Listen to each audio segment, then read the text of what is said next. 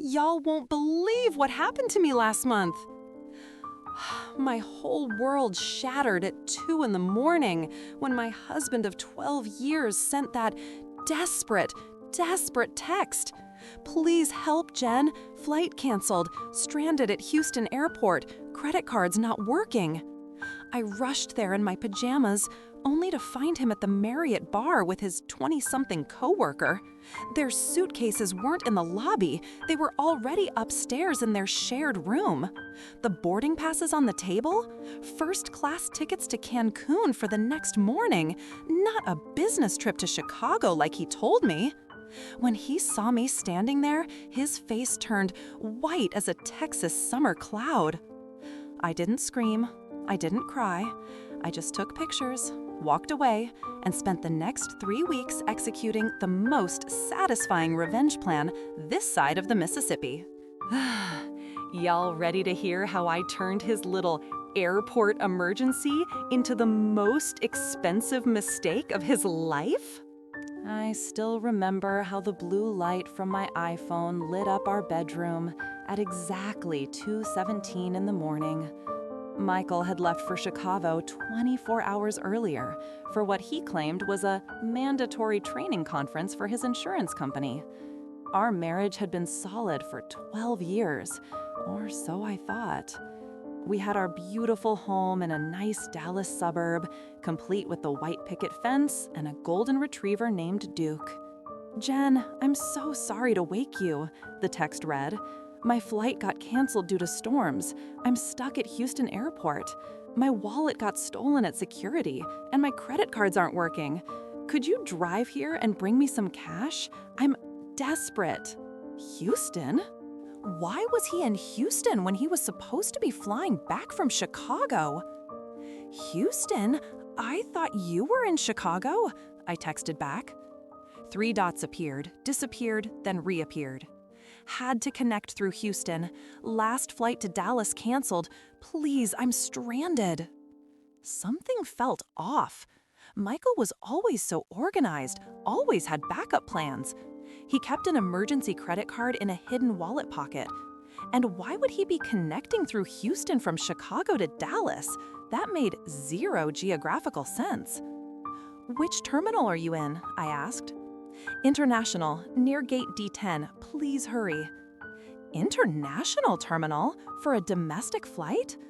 The knot in my stomach tightened. I threw on sweatpants and a Dallas Cowboys hoodie, grabbed my purse, and headed to my car. The Texas highways were empty at that hour, giving me plenty of time to think. We'd been married since I was 25. I was now 37, a dedicated nurse at Dallas Memorial.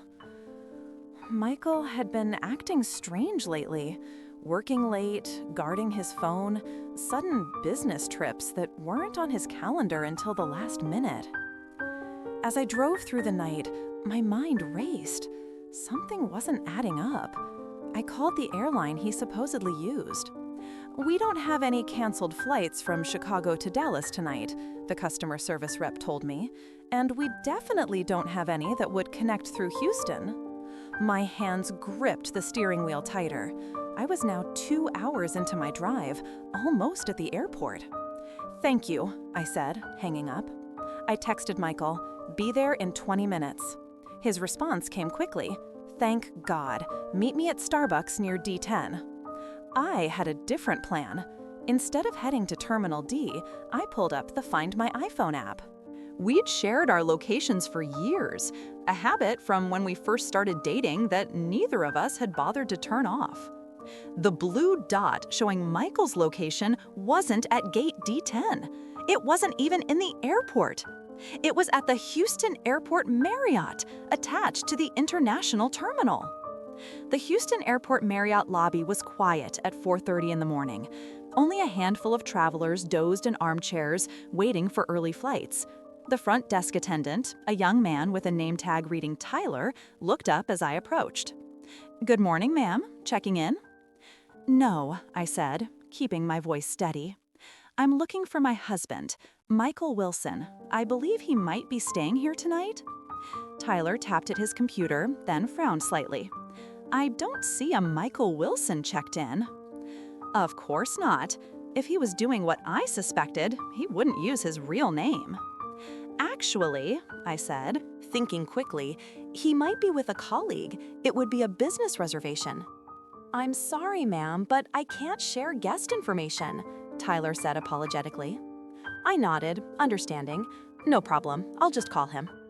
I walked away from the desk and pulled out my phone.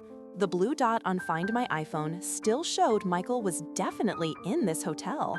I sent another text. At the airport, where exactly are you? His response came quickly.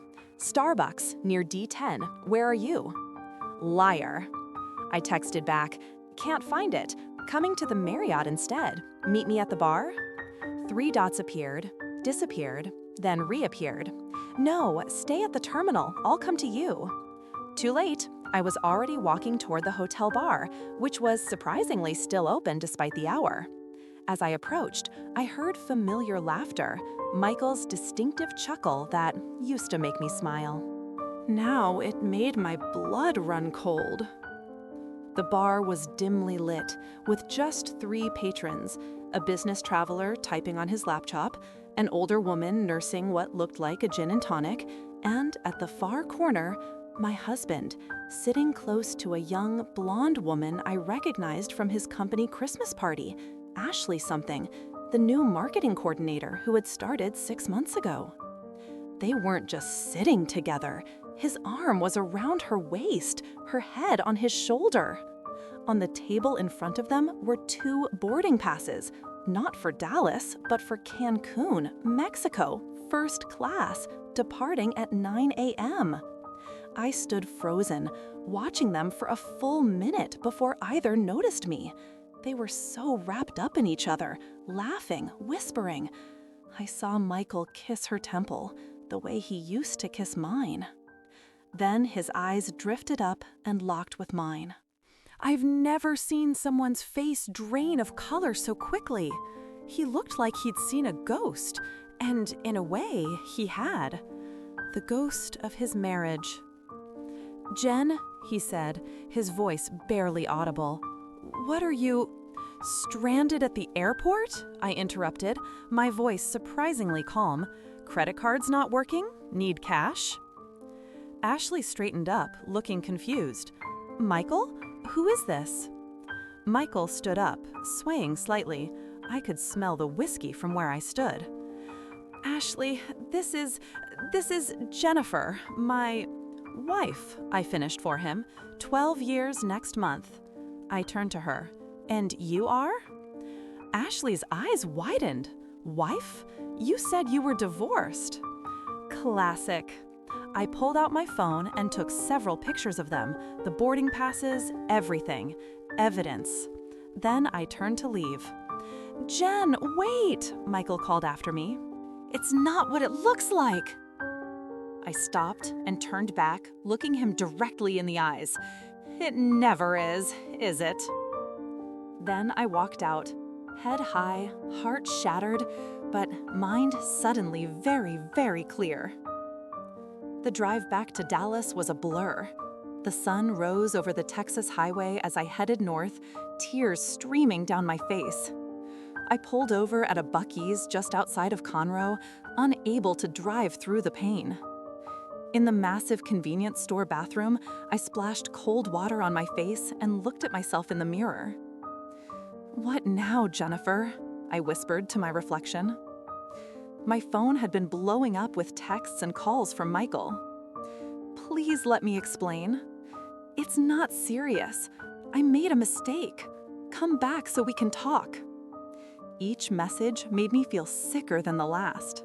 How long had this been going on? How many business trips had actually been romantic getaways? How many times had he lied to my face? I walked through the convenience store in a daze, eventually buying a large coffee and sitting at one of the outside tables. I needed to think. That's when I called my best friend Susan. Despite the early hour, she answered on the second ring. Jen, everything okay? No, I said, my voice breaking. Nothing is okay. I told her everything. The text, the drive, the discovery.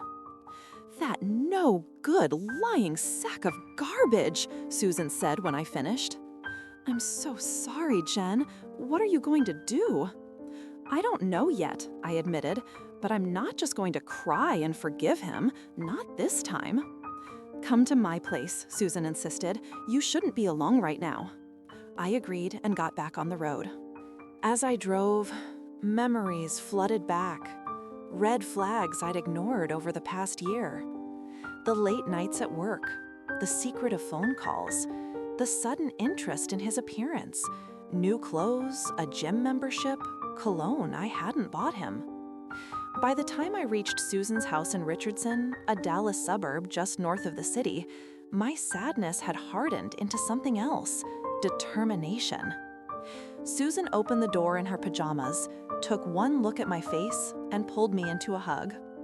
"I brought wine," she said, leading me inside, "and ice cream, and I already called in sick for both of us today." As we sat on her couch, Susan handed me a glass of Cabernet despite the early hour. "So, what's the plan? Because you're not taking him back, right?" I took a long sip. "I need to know everything first. How long, how many women, what else he's been lying about." Susan nodded. "Smart! Gather intel before confronting him." "And then," I sighed, "I don't even know what then." "Then you destroy him," Susan said simply, "but legally and thoroughly." I looked at my friend, practical, fierce Susan, who'd been through her own divorce 3 years earlier. Her ex-husband had cheated with their neighbor. Susan had walked away with the house, the car, and most of their savings. "How?" I asked. Susan pulled out her laptop. "First, we document everything. Screenshots of his location at the hotel, the texts where he lied about being at the airport, the photos you took of them together, and those Cancun tickets." I nodded, following her lead. "Then," she continued, "we check your finances, joint accounts, credit cards, investments, retirement funds. We need to know what you're entitled to before he starts hiding assets." For the next several hours, Susan and I dug into my marriage like financial auditors. We discovered things I hadn't known. A credit card I didn't recognize with charges for jewelry I'd never received. Hotel stays in Austin and San Antonio on weekends when Michael had claimed to be fishing with the guys. A secret Venmo account with regular payments to AP, Ashley Parker, I assumed. "Look at this," Susan said, pointing to our joint checking account transaction history. $5,000 withdrawn last week. Did you know about this? I shook my head, the betrayal cutting deeper with each discovery. "And your grandmother's inheritance," Susan asked gently, "the one you got last year?" "It's in my personal account," I said, "the one I had before we got married. He doesn't have access." "Thank God for small mercies," Susan muttered. By afternoon, we had a clearer picture. Michael hadn't just been cheating, he'd been systematically siphoning money from our joint accounts. The trip to Cancun was just the tip of the iceberg. As the Texas sun began to set, casting long shadows across Susan's living room, my phone rang again. "Michael." "Are you going to answer?" Susan asked. I stared at the screen, at the photo of Michael and me from our anniversary trip to Galveston last year. We looked so happy. "No," I said finally, declining the call. "Not until I'm ready." "And when will that be?" Susan asked. I took a deep breath. "When I have a plan that makes his airport lies look like a minor inconvenience compared to what's coming." 3 days passed. I stayed at Susan's place, calling in sick to the hospital where I worked as a charge nurse. Michael continued his desperate attempts to reach me. Calls, texts, even emails with subject lines growing increasingly frantic. "Please talk to me. I can explain everything. Where are you staying? I'm worried about you." Those 3 words, once precious to me, now felt like poison. I spent the day preparing with Susan and her divorce attorney, Melissa Goldstein, a sharp-minded woman with 20 years of experience dealing with cheating spouses. Texas is a community property state, Melissa explained, as we sat in her downtown Dallas office, which means assets acquired during the marriage are generally split 50-50, regardless of who earned them. I nodded, taking notes. But, she continued, there are exceptions. If he's been using marital funds to finance his affair, hotels, gifts, trips, you may be entitled to a disproportionate division of assets. Hopeful. He has, I confirmed, showing her the credit card statements we'd compiled. Good, Melissa nodded. Document everything. Don't delete a single text. Don't throw away any evidence. What about tonight? I asked. When I see him? Melissa leaned forward. Be careful. Record the conversation if possible. Texas is a one-party consent state, which means you can legally record him without his knowledge. Get him to admit to the affair, to the withdrawals, to everything you can, but don't lose your temper. Don't threaten. Just gather information. Susan drove me back to my house that evening. The sun was setting over our neighborhood, casting golden light on the homes that had once seemed like my ideal of suburban perfection. Call me if you need anything, Susan said, squeezing my hand. I can be here in 15 minutes.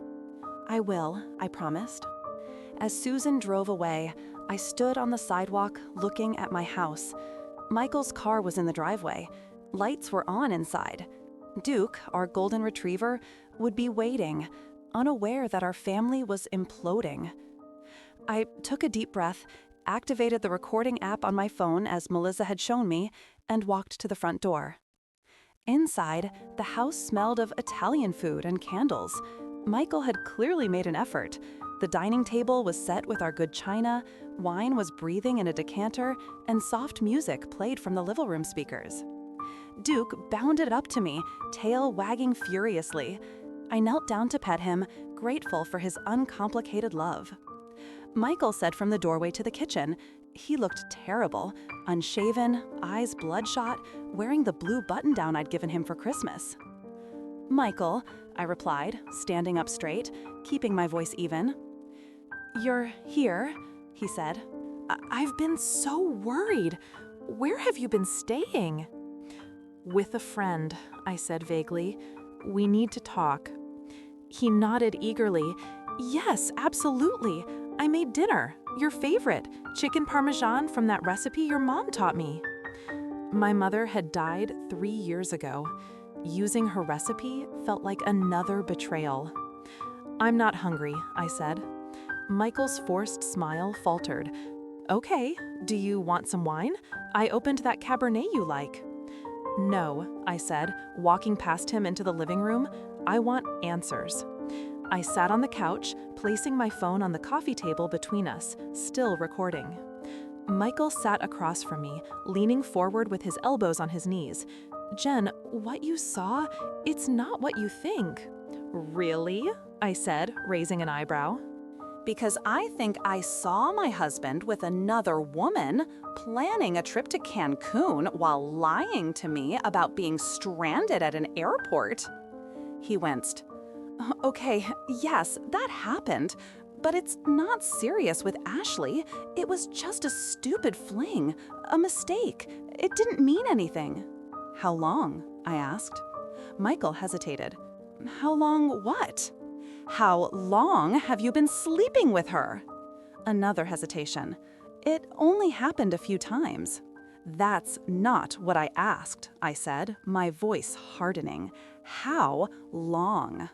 Michael swallowed hard. Since the company Christmas party, he admitted.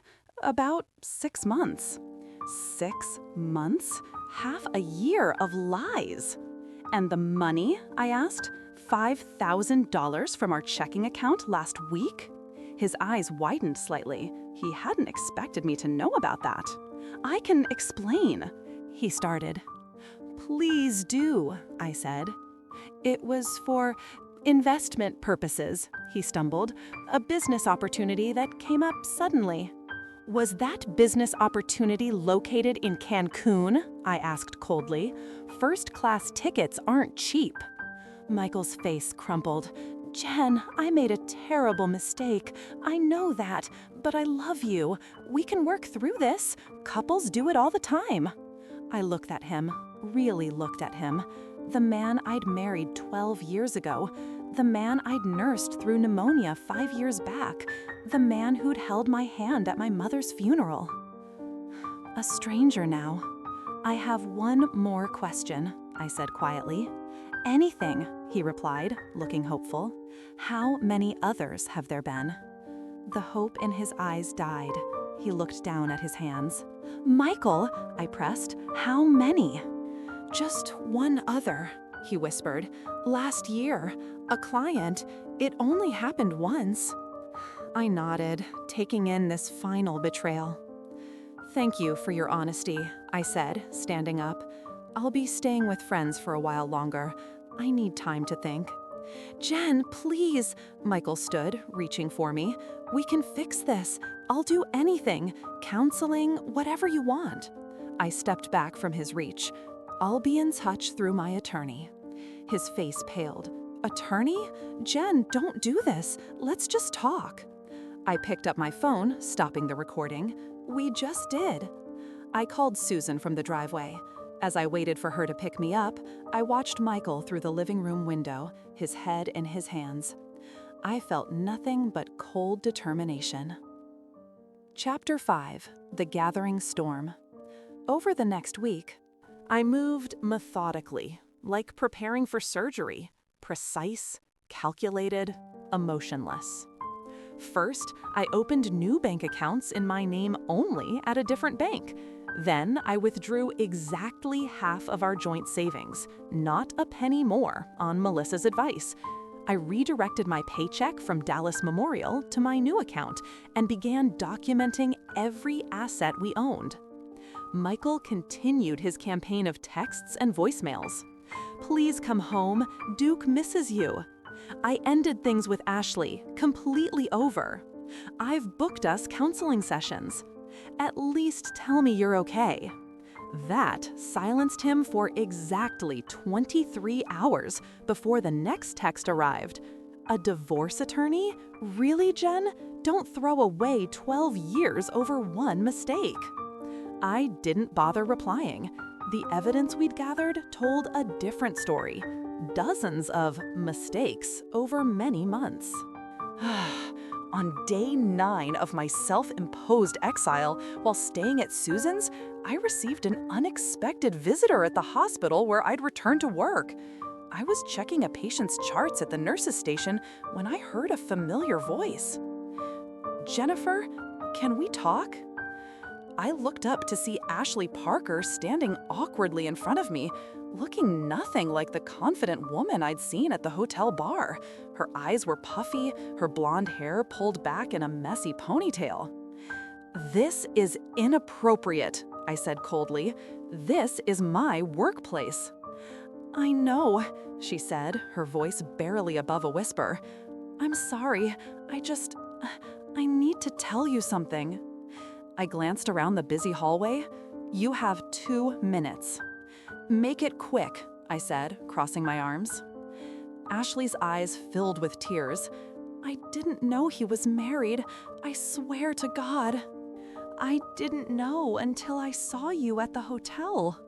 You worked with him for 6 months? I pointed out. You never wondered why he kept your relationship secret?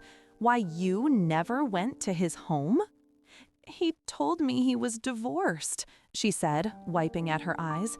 Said his ex-wife was unstable, that he had to be careful, that you still lived in the house sometimes because of some legal arrangement. I laughed humorlessly. And you believed that? I did, she nodded, until I saw your face that night. No one looks that heartbroken over an ex. I studied her, trying to decide if she was telling the truth. Why are you here, Ashley? What do you want? She reached into her purse and pulled out a manila envelope. I brought you these. Text messages, emails, hotel receipts, everything I saved from our relationship. She placed the envelope on the table between us. He's been lying to both of us. I thought you should have proof. I made no move to take the envelope. Why would you help me? Ashley looked down. Because I know what it's like to be lied to. My fiancé cheated on me last year with my roommate. I know how much it hurts. She paused. And because I was raised better than to knowingly date a married man. I still wasn't sure I believed her, but the envelope potentially contained valuable evidence. Thank you, I said finally, taking it. I appreciate your honesty. She nodded, turning to leave, then stopped. One more thing you should know. He's been talking about moving to Houston, taking a position at the company's office there. I think he was planning to leave you. The words hit me like a physical blow. But I kept my expression neutral. When? After the Cancun trip, she said, he said he needed to get his affairs in order first. Affairs, what an appropriate word. After Ashley left, I sat alone in the consultation room for several minutes, processing this new information. Then I opened the envelope. Inside were dozens of printed text conversations, emails, and receipts, a detailed chronicle of my husband's betrayal. But what caught my eye was a printed email with the subject line, Houston transfer confirmation. It was dated 3 weeks earlier, confirming Michael's transfer to the Houston office effective July 1st, just 2 weeks away. There was also information about a relocation package and, this made my blood boil, a recommendation for a real estate agent specializing in divorce sales. He hadn't just been cheating, he'd been planning his exit strategy. I immediately scanned everything and emailed it to Melissa, then drove to her office with the originals. This changes things, Melissa said after reviewing the documents. He was planning to leave the state and potentially force a sale of your marital home. We need to act faster than I initially thought. What do you recommend? I asked. Melissa's expression was grim. It's time to file the divorce petition, and given what we now know about his plans, we should seek temporary orders to prevent him from transferring to Houston or selling any marital assets. I nodded, suddenly exhausted. Do it. As I left Melissa's office, thunder rumbled in the distance, a summer storm approaching Dallas. It felt appropriate. The gathering storm of my marriage's end was about to break. And Michael had no idea what was coming. Chapter 6: The First Strike. The Harris County Courthouse in Houston was imposing, all marble and echoing hallways. I sat beside Melissa in courtroom 3B, watching as Michael entered with his attorney, a slick-looking man in an expensive suit. Michael hadn't known I would be here today. His steps faltered when he saw me, but he quickly recovered, straightening his tie as he took his seat at the opposite table. Wilson v. Wilson, she announced. Temporary orders hearing. Melissa stood. Melissa Goldstein for the petitioner, Jennifer Wilson, Your Honor. Michael's attorney rose. Bradford Thompson for the respondent, Michael Wilson. Judge Martinez peered over her reading glasses. I've reviewed the petition and the request for temporary orders. Miss Goldstein, please present your case. For the next 30 minutes, Melissa methodically laid out our evidence. The Houston job transfer Michael had hidden from me, the withdrawal of funds, the affair with Ashley, all documented with emails, bank statements, and the recording from our last conversation at the house. Michael shifted uncomfortably as his voice played through the courtroom speakers. Since the company Christmas party, about 6 months. Just one other, last year, a client. It only happened once. Judge Martinez's expression remained neutral, but I noticed her making notes as each piece of evidence was presented. When it was Thompson's turn, he tried to paint me as overreacting to a temporary indiscretion. Your Honor, while my client acknowledges an extramarital relationship, this does not justify freezing marital assets or preventing Mr. Wilson from pursuing career advancement. The Houston position represents a significant promotion with substantially increased income that would benefit both parties in any eventual property division. Judge Martinez interrupted him. Mr. Thompson, are you acknowledging that your client did indeed accept a transfer to Houston without informing his wife? Thompson hesitated. My client was exploring opportunities, Your Honor. The final decision had not been made. That's not what the email confirmation indicates, Judge Martinez noted, holding up the printout. After both sides presented their arguments, Judge Martinez took a brief recess to consider her ruling. Michael tried to approach me in the hallway, but Melissa smoothly intercepted him. Any communication should go through counsel, Mr. Wilson, she said firmly.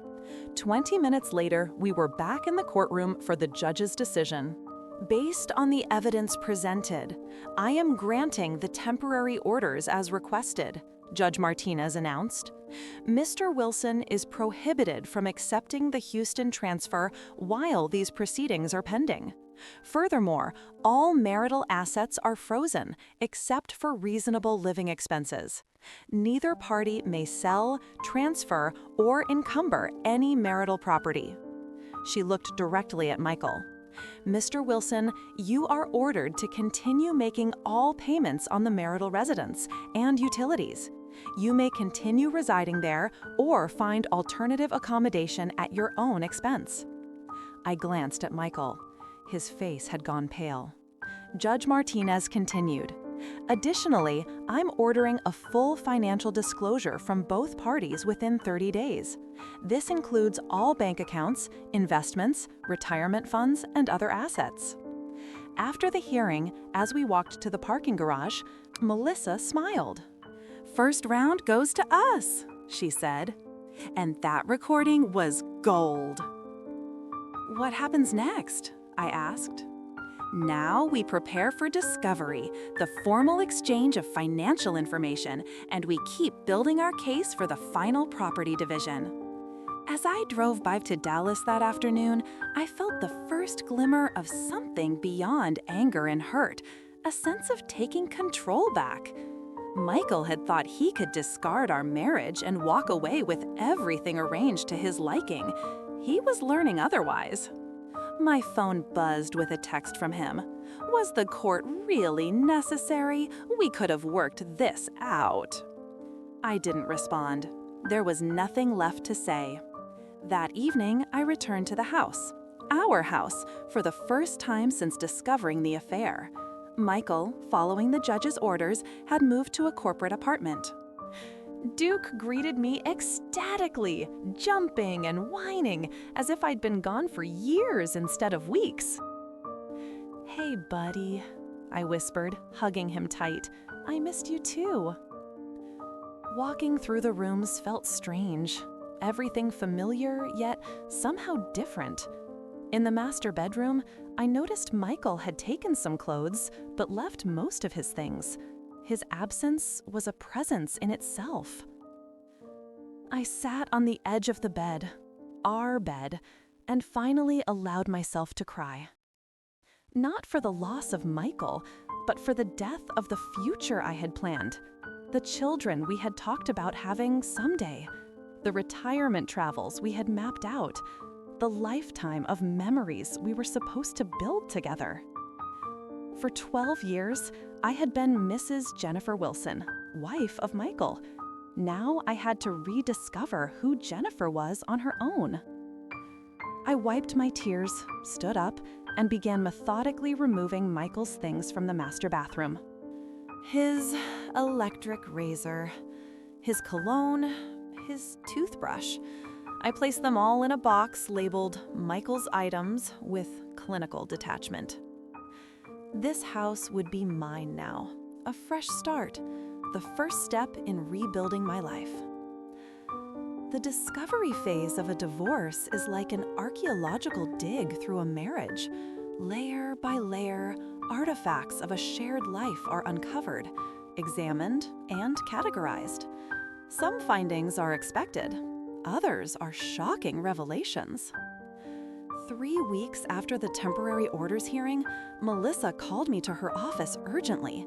When I arrived, she had papers spread across her conference table and a grim expression. "We have a problem," she said without preamble, "and an opportunity." "What is it?" I asked, taking a seat. She pushed a stack of bank statements toward me. "These are from an account we didn't know about. Bank of America, opened 18 months ago in Michael's name only." I frowned, scanning the documents. "Where did you get these?" "From his financial disclosure," Melissa explained. "He had to list all accounts. What's interesting isn't just that he had a secret account, but what's been going through it." She pointed to several large deposits, $10,000 here, $15,000 there, all from the same source, Wilson Insurance Agency, LLC. "I don't understand," I said. "That's Michael's company name for his independent brokerage work." "Yes," Melissa nodded, "but according to his disclosure, Wilson Insurance Agency has another account at Wells Fargo, the one you knew about, that paid for business expenses and from which he took his official income." "So why a second account?" I asked. Melissa's expression was triumphant. "That's what I asked our forensic accountant to find out. It appears your husband has been running 2 sets of books. The Wells Fargo account shows the income he reported to the IRS. This Bank of America account shows what appears to be unreported income." My heart raced. "Tax fraud?" "Possibly," Melissa said cautiously. "At minimum, it's concerning that he's been hiding substantial income from both you and potentially the government. Over the past 18 months, about $200,000 has moved through this account." I felt dizzy. $200,000? Where did it go? Melissa showed me more statements. Some went to the down payment on a condo in Houston, purchased 6 months ago. Some went to investment accounts, also solely in his name. And about $50,000 went to a woman named Brittany Evans in regular payments. "Who is Brittany Evans?" Melissa looked grim. "According to our investigator, she's a 24-year-old former intern at Michael's company. She now lives in the Houston condo he bought." The room seemed to tilt. "Another affair?" "It appears so," Melissa confirmed. "Longer term than the one with Ashley." I sat back, processing this new betrayal. Michael hadn't just been unfaithful with one woman. He'd been maintaining what amounted to a second life. A secret bank account, a condo, a young mistress installed in it. "What's the opportunity you mentioned?" I finally asked. Melissa smiled thinly. "In concealing these assets and income, Michael has violated the temporary orders and potentially committed perjury in his initial financial disclosures. That gives us significant leverage." "For what?" "For negotiating a much more favorable settlement," she explained. "The judge would not look kindly on these discoveries if we took them to court. Michael's attorney will know that." "What do we do?" I asked. "We request an emergency hearing," Melissa said. "But first, we give Michael's attorney a chance to correct his client's disclosures. We show our hand, but not all of it." 2 days later, Michael's attorney requested a meeting. We met at Melissa's office, me, Melissa, Michael, and Bradford Thompson. Sad, Michael looked terrible, with dark circles under his eyes and a defeated posture. "We've reviewed the information your office provided," Thompson began stiffly. "My client wishes to amend his financial disclosures." "I'm sure he does," Melissa replied coolly, "given that the current ones constitute perjury." Michael flinched. "My client is prepared to be more forthcoming," Thompson continued, "and to discuss a settlement that would make further court appearances unnecessary." "We're listening." Thompson outlined their proposal. Michael would keep his business and the Houston condo. I would keep the Dallas house and receive 50% of all marital assets, including the newly disclosed accounts. Melissa didn't even glance at me before responding. Inadequate. Your client concealed assets, violated court orders, and has been maintaining a separate residence for another woman using marital funds. Our counteroffer is that Mrs. Wilson receives the Dallas home free and clear, 70% of all marital assets, including retirement accounts, and full ownership of the Austin rental property. Mr. Wilson keeps his business and the Houston condo he's so fond of. Michael started to protest, but Thompson silenced him with a look. That's excessive, Thompson argued. Less excessive than what a judge might award after hearing about the full extent of your client's deceptions, Melissa countered, and certainly less damaging than a potential IRS audit might be. The implied threat hung in the air. Thompson leaned over to whisper with Michael, who nodded reluctantly after a heated exchange. We'll need to review the specifics, but in principle, we may be able to work with those terms, Thompson conceded. As they prepared to leave, Michael finally spoke directly to me. Jen, I never meant to hurt you. I looked at him, this stranger I'd been married to for 12 years. Funny how you ended up doing exactly what you never meant to do. After they left, Melissa turned to me with a satisfied expression. They'll take the deal. He has too much to lose if this goes to trial. Is it really this easy? I asked, feeling somewhat hollow despite the victory. Melissa's expression softened. None of this is easy, Jennifer, but you're handling it with more grace and strength than most, and soon you'll be free to start over, with considerably more financial security than many in your position. That night, I sat on my back patio with a glass of wine, Duke at my feet. The Texas summer evening was warm, fireflies beginning to appear in the growing dusk. My phone buzzed with a text from Michael. I know you hate me right now, but I did love you. I just got lost somewhere along the way. I stared at the message for a long time before finally typing back, I don't hate you, Michael. That would require me to still care. I'm just done. I put my phone down and looked up at the emerging stars. For the first time since that midnight text that had shattered my world, I felt something like peace. The final divorce hearing was scheduled for a Tuesday morning in late August. The settlement agreement had been negotiated, reviewed, and signed. All that remained was the judge's approval to make it official. I chose my outfit carefully, a navy blue dress that was professional but not somber. This wasn't a funeral, it was a liberation. Susan drove me to the courthouse, the air conditioning in her car blasting against the Texas summer heat. Nervous? She asked as we approached downtown Dallas. Not nervous, I replied, just ready. The courtroom was nearly empty when we arrived, just a clerk, the bailiff, and a couple waiting for their own case to be called. Melissa was already there, reviewing documents at the petitioner's table. Everything in order? I asked, taking my seat beside her. Perfect, she confirmed. Michael and his attorney should be here soon. This should be quick and straightforward. 10 minutes passed, then 20.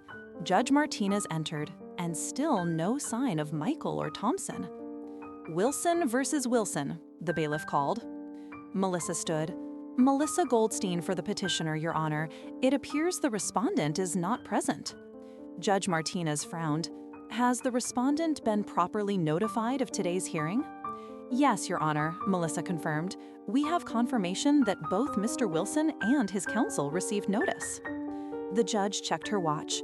We'll give them 15 minutes before proceeding without them. Those 15 minutes crawled by. I texted Susan, who was waiting in the hallway. Michael's a no-show.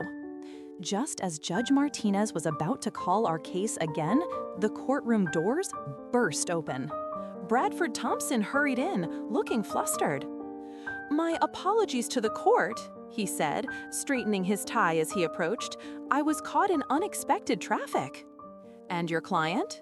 Judge Martinez inquired. Thompson looked uncomfortable. "Mr. Wilson sends his regrets, Your Honor. He was unable to attend today." Melissa and I exchanged glances. What was Michael playing at? Serious. Judge Martinez didn't look pleased. "Mr. Thompson, given that this is a final hearing on an agreed settlement, your client's absence is concerning. Do you have authority to proceed on his behalf?" "Yes, Your Honor," Thompson assured her. "I have full authority to represent Mr. Wilson's interests and confirm his agreement to the settlement terms." The judge considered this, then nodded. "Very well, let's proceed." The hearing itself was anticlimactic. A review of the settlement terms, confirmation that both parties entered the agreement voluntarily, and finally, Judge Martinez's pronouncement. The court finds the settlement agreement to be fair and equitable. The divorce is granted. Miss Wilson, you may return to your maiden name if you wish. Just like that, 12 years of marriage ended with the stroke of a pen. As we left the courtroom, Thompson approached us. "Miss Goldstein, Miss Wilson," he corrected himself, "I want to apologize for my client's absence. He felt his presence might make things difficult." "Where is he?" I asked, surprised by my own curiosity. Thompson hesitated. "He's moved to Houston permanently. The transfer went through last week." So that was it. While we'd been finalizing the divorce, Michael had already started his new life. "Good luck to him," I said, surprised to find I meant it. Outside the courthouse, Susan was waiting with a small gift bag. "Congratulations on your divorce," she said, handing it to me. Inside was a bottle of expensive champagne and a card that read, "To New Beginnings." We popped the champagne that evening on my patio, Susan, me, and 2 other friends who came over to celebrate. As the Texas sunset painted the sky in shades of orange and pink, I raised my glass. "To endings that make new beginnings possible," I toasted.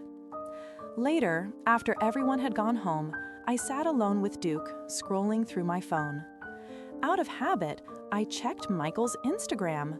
We were still connected on social media, something I hadn't bothered to change. His latest post stopped me cold. A photo of him with Brittany Evans, standing in front of the Houston condo. The caption read, "New city, new chapter, new love. #blessed." The timestamp showed it had been posted during our divorce hearing. I stared at the image. Michael's arm around this young woman, both smiling broadly. 3 months ago, this would have devastated me. Now, I felt only a distant pity. He was already replacing one fantasy with another. As I was about to close the app, my phone rang, an unknown number with a Houston area code. "Hello?" I answered cautiously. "Jennifer, it's Ashley Parker." "Ashley, I didn't expect to hear from you again." "I know, and I'm sorry to call out of the blue," she said, sounding nervous. I saw Michael's post today with Brittany. I thought you should know something." "I'm divorced as of today," I told her. "Whatever Michael does now is his business." "That's just it," Ashley persisted. "I found out he was seeing both of us at the same time, me and Brittany, for months. He'd tell her he was traveling for work when he was with me, and vice versa." I laughed. I couldn't help it. Sounds like Michael. "There's more," Ashley continued. "Brittany doesn't know about the financial issues, the hidden accounts, the possible tax problems. She thinks he's this successful insurance executive with a perfect record." "Why are you telling me this?" I asked. There was a pause. "Because he hurt us both. And I thought you might want to know that karma sometimes needs a little push." After we hung up, I sat for a long time, thinking about Ashley's implied suggestion. Part of me, a small, vindictive part, was tempted to reach out to Brittany, to warn her about the man she was now building a life with. But as I looked around at my home, truly mine now, I realized I didn't need revenge. I had something better: freedom. I deleted Michael's contact from my phone, unfollowed him on all social media, and poured myself another glass of champagne. The past was finally, truly behind me. Life settled into a new normal over the next 2 months. I threw myself into work at the hospital, taking on extra shifts and mentoring new nurses. I redecorated the house, painting over the beige walls Michael had preferred with colors that made me happy: a soft blue in the bedroom, a warm yellow in the kitchen. I started taking Duke to weekend hiking trails around Dallas that Michael had always vetoed as too far to drive. The divorce settlement had left me in a strong financial position. Between the house, my share of our investments, and full ownership of the Austin rental property, I had assets worth well over $1 million. My grandmother's inheritance remained untouched, a safety net I hadn't needed to use. Susan convinced me to join her for a weekend girls' trip to Fredericksburg in the Texas Hill Country, where we toured wineries and stayed in a charming bed and breakfast. It was the first purely fun thing I'd done in months. "You look different," Susan commented as we sat on the B&B's porch swing, watching the sunset with glasses of local Tempranillo. "Different how?" I asked. "Lighter," she decided, "like you've put down a heavy backpack you've been carrying for years." I smiled, realizing she was right. I feel lighter. Then came the call that changed everything again. It was a Tuesday evening in early October. I was grading papers for the nursing certification course I taught part-time at the community college when my phone rang. Another Houston number, but not one I recognized. "Hello? Is this Jennifer Wilson?" a professional-sounding woman asked. "Yes, this is she. My name is Sandra Ramirez. I'm an investigator with the Texas Department of Insurance Fraud Unit. I'm calling regarding Michael Wilson, whom I understand is your former spouse." My heart skipped. "Yes, we divorced in August. What is this about?" "I'm afraid I can't share specific details over the phone, but we're conducting an investigation into some irregularities at several insurance brokerages, including Wilson Insurance Agency. We'd like to speak with you in person. Would you be available to meet this week?" 2 days later, I sat in a conference room at the Texas Department of Insurance office in Dallas, facing Sandra Ramirez and her colleague, Alan Chen.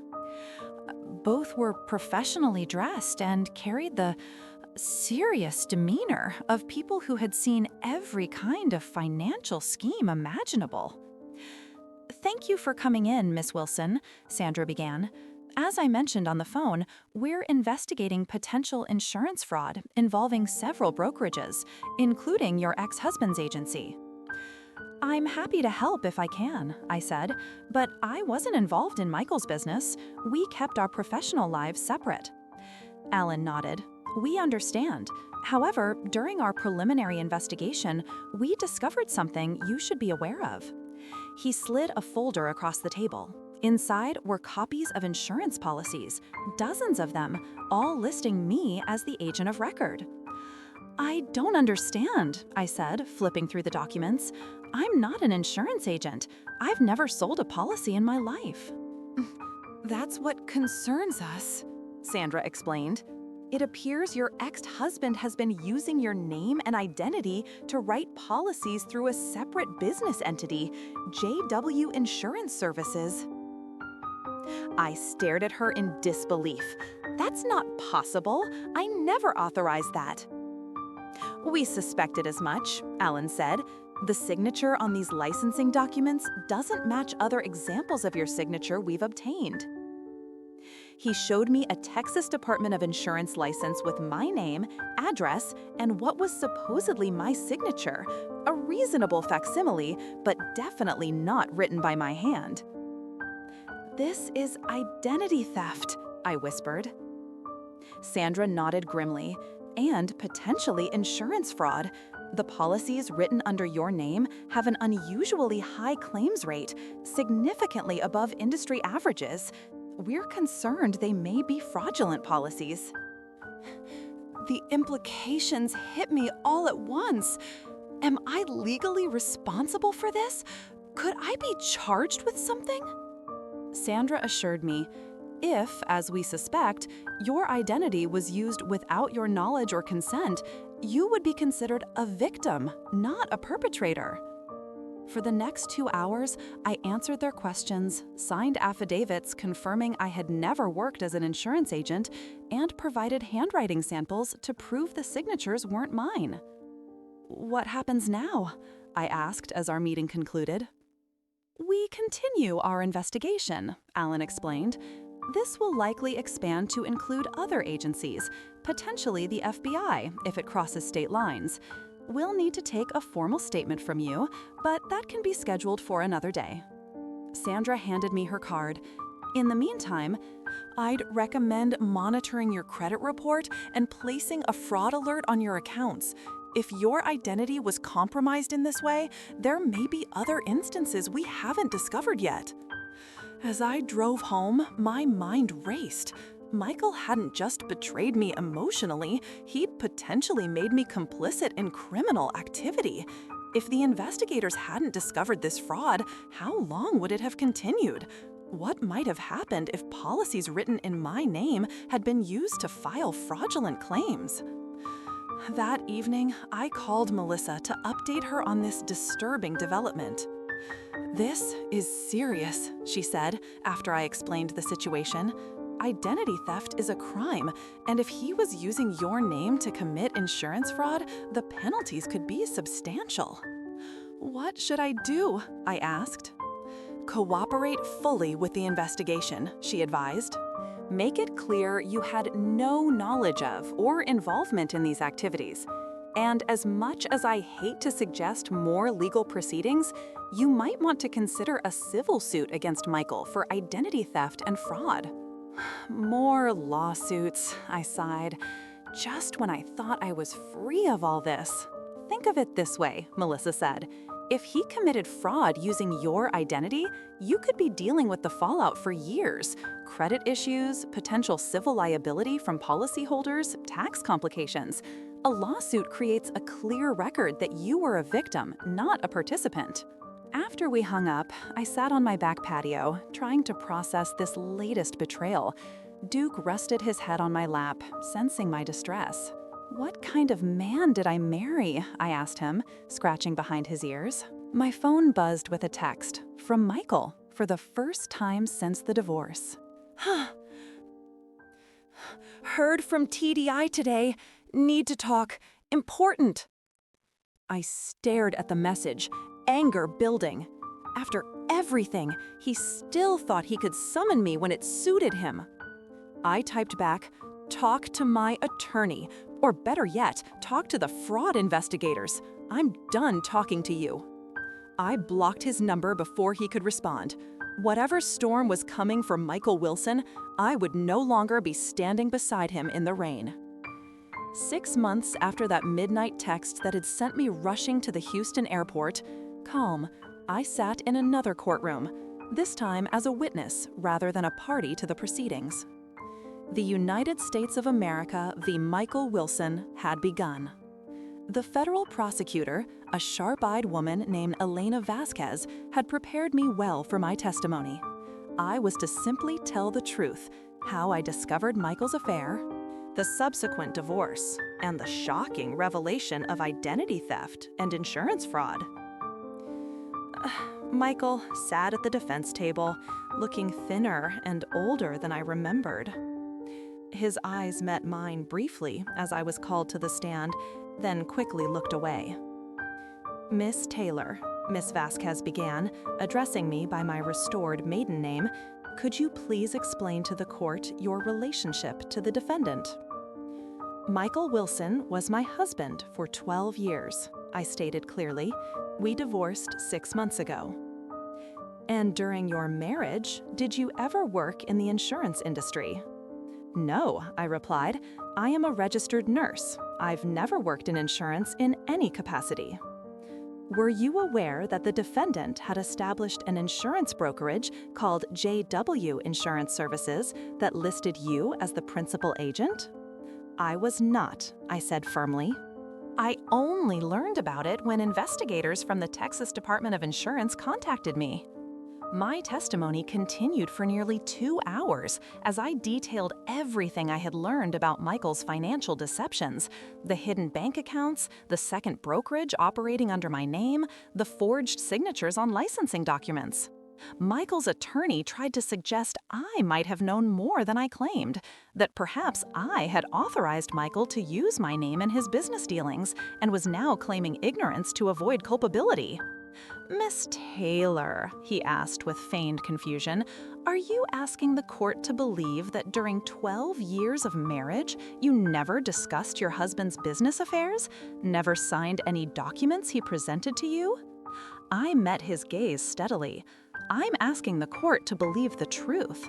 I trusted my husband. When he presented documents for me to sign, I signed them: tax returns, mortgage papers, things related to our joint affairs. I never authorized him to use my identity to create a fraudulent business. The attorney tried another approach. "Isn't it true that you were angry about your husband's infidelity, that you might be testifying against him now out of a desire for revenge?" Ms. Vasquez objected immediately. Objection! Argumentative and irrelevant. "Sustained," the judge ruled. Before I was dismissed, the judge had a question of her own. "Miss Taylor, when you discovered these fraudulent policies in your name, what was your primary concern?" I considered carefully before answering.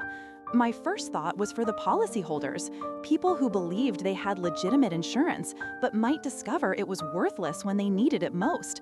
And then, honestly, I worried about my own future, whether my name and reputation would be permanently damaged by actions I had no part in. After I stepped down, other witnesses took the stand: insurance investigators, forensic accountants, even Ashley Parker and Brittany Evans, both of whom testified that Michael had convinced them to invest in special policies that promised exceptional returns.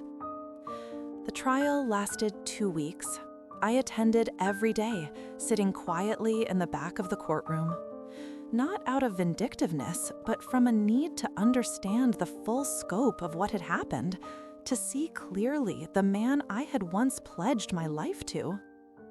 The verdict came down on a Thursday afternoon, guilty on 23 counts of insurance fraud, identity theft, and wire fraud. At the sentencing hearing a month later, Michael finally addressed the court. "I want to apologize," he said, his voice hoarse. "To my clients who trusted me, to my colleagues who believed in me, and especially to Jennifer." He turned to look at me. "I betrayed the trust of the one person who always supported me. I have no excuse for what I did." The judge was unmoved. "Mr. Wilson, you systematically defrauded clients, stole your wife's identity, and showed a pattern of deception that spanned years. The court sentences you to 8 years in federal prison and orders restitution in the amount of $1,735,000 to the victims of your fraud." As Michael was led away by U.S. Marshals, he glanced back at me one last time. I remained seated until the courtroom had cleared, processing the finality of it all. Outside on the courthouse steps, reporters had gathered. The case had attracted significant local media attention as one of the largest insurance fraud schemes in recent Texas history. "Ms. Taylor," one called out, "how do you feel about your ex-husband's sentence?" I paused, considering the question. "I feel sad for everyone hurt by his actions," I said finally, "and I'm grateful that justice has been served." Another reporter pushed forward. "Will you be pursuing additional civil damages?" "No," I said firmly. "The criminal restitution will go to those who lost money.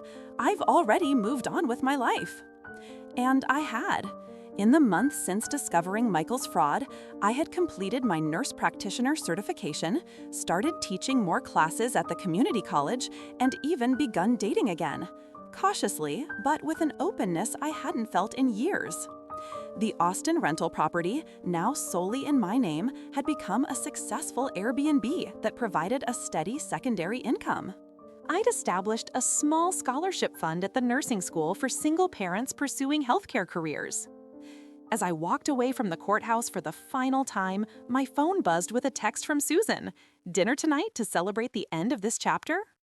I smiled and texted back, "Absolutely, I'm finally free." And I was, not just from Michael and his deceptions, but from the weight of doubt and self-recrimination that had plagued me. I had trusted the wrong person, yes, but I had also found the strength to rebuild my life on my own terms. That desperate midnight drive to the Houston airport had been the beginning of an unexpected journey, one that led not to saving my marriage, but to saving myself. Y'all, this story is based on my experience, but I've changed some details to protect identities. If you're dealing with betrayal or fraud, remember, document everything. Trust your instincts and don't be afraid to start over. The strongest people aren't those who never fall. They're the ones who rise again with their heads held high. If you enjoyed this story, please like and follow for more real-life drama. Where are y'all listening from? Drop your state in the comments.